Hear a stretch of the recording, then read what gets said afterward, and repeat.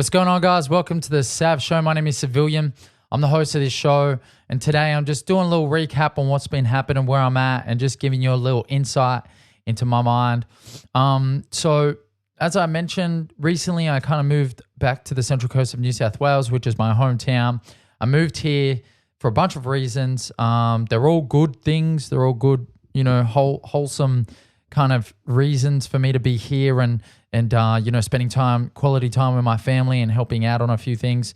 But despite it being like good and, like a valiant thing to do and stuff like that, it doesn't make it any easier. And what I mean by that is a lot has changed. So my schedule, my training, my creative outlets, my friendship circle, just being able to, as one specific example, I've gone from, everything in my life being within, like a 5-minute walk to now needing a car to drive 40, 50 kilometers a day or each way to get to where I need to get to for work and other things.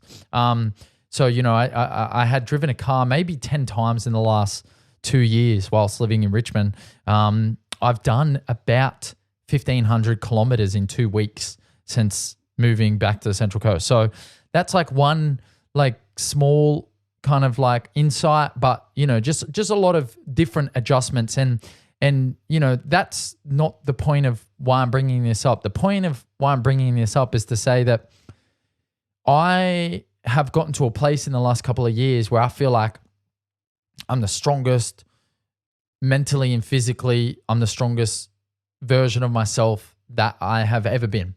And I felt like coming back here with all these new skills, like my philosophy, my training, my life experience, my maturity, my growth, my mindset, my gratitude. I thought coming back here with all of those things would mean that, general day-to-day life challenges would not exist to me because I'll just be able to, work through them and brush them off so quickly.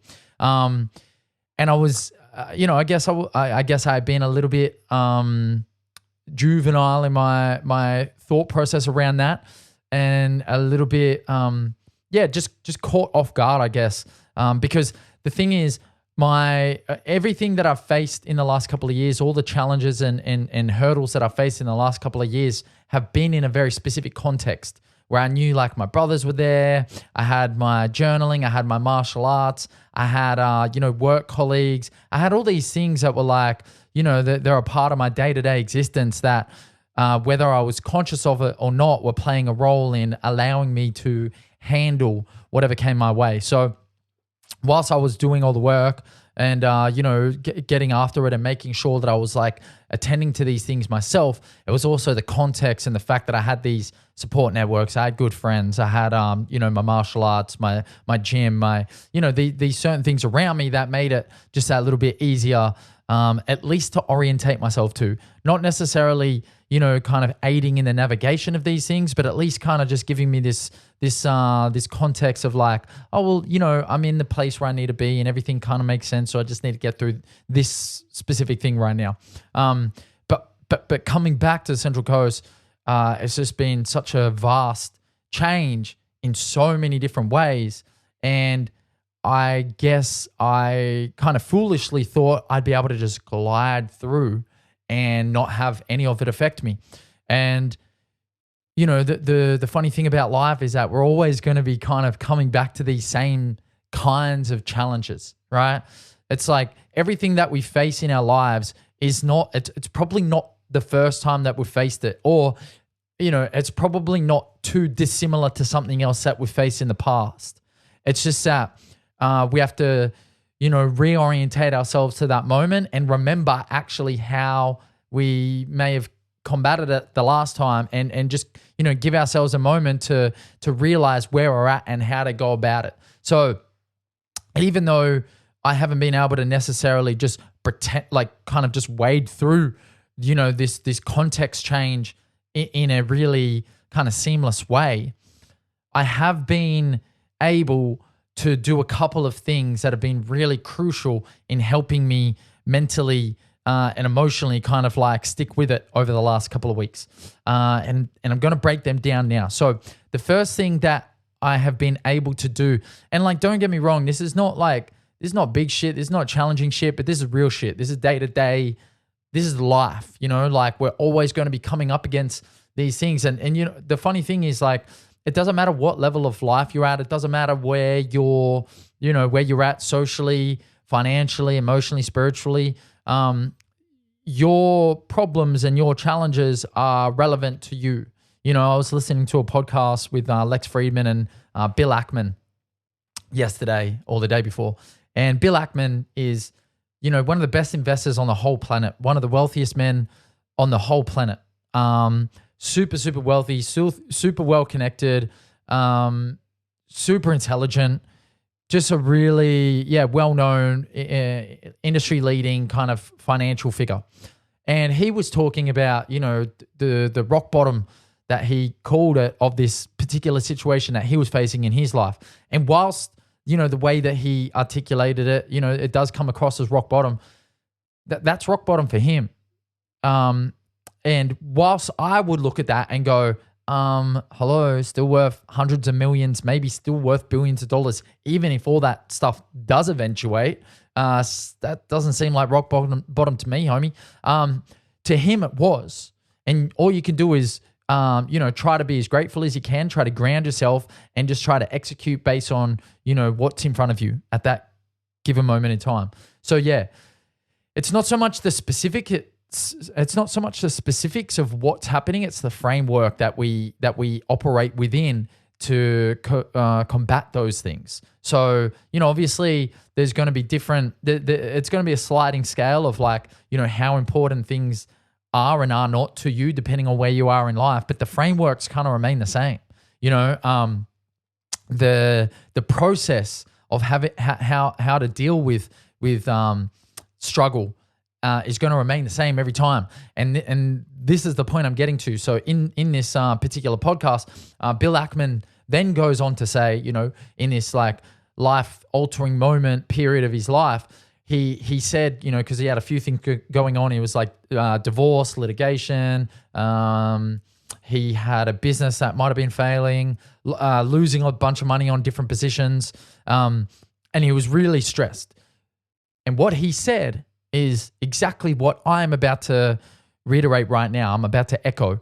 And it is the thing that I am doing right now. So what he said was, I just tried to focus on making everything a little bit better every day.